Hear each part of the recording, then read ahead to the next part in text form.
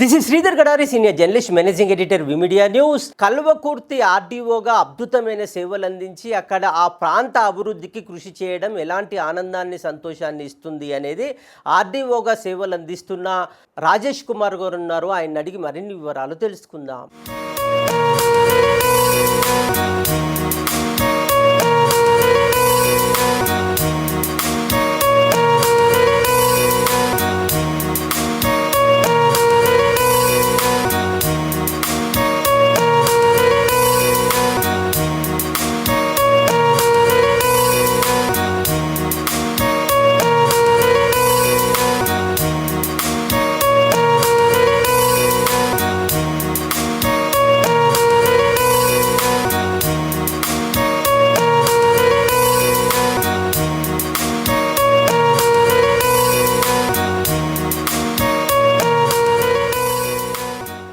కల్వకుర్తి అనేది నాకు ఇంతకుముందు డ్యూటీ కూడా అక్కడే చేసినా కాబట్టి నాకు ఆ ఏరియా బాగా పరిచయం. అక్కడ అన్ని పార్టీలు అన్నీ ఉండేది. ప్రతి ఒక్కరు నాకు మంచి ఆప్తులు అనమాట.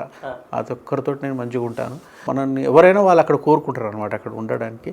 తర్వాత అక్కడ నేను చాలా వర్క్ చేసిన. ఎందుకంటే స్టార్టింగ్ ఆర్డీఓనే నేను. అది ఫస్ట్ కొత్త డివిజన్ అది. ఆ డివిజన్కే కొత్త ఆర్డీఓగా పోయినా నేను. నేనే ఆఫీస్ ఎస్టాబ్లిష్ చేసుకున్నా, నేనే మొత్తం అన్ని అరేంజ్మెంట్స్ అన్నీ నేనే చేసుకున్నా.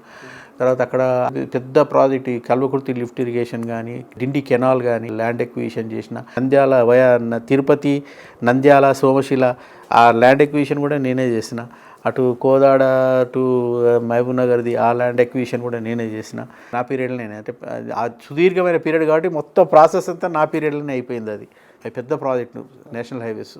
డెఫినెట్గా ఉంటాయి. ప్రజలు మంచి వాళ్ళు, మంచి రిసీవ్ చేసుకున్నారు. ఈయన నాకు ఒకటేంటంటే 6.5 సంవత్సరాలు కొట్టినా నేను బోర్ కొట్టలేదు వాళ్ళకి. చూడ నేను వచ్చేటప్పుడు కూడా అరే అప్పుడు పోతున్నావు అని అంటే, పోక తప్పదు ఎలక్షన్ పీరియడ్ కాబట్టి ట్రాన్స్ఫర్ చేసిన అని చెప్పిన. అంటే ఎలక్షన్లే నన్ను ట్రాన్స్ఫర్ చేసిన ఆడంగా, లేకపోతే రాకపోతున్నాయేమో, అట్నే ఉందనేమో వాడిని.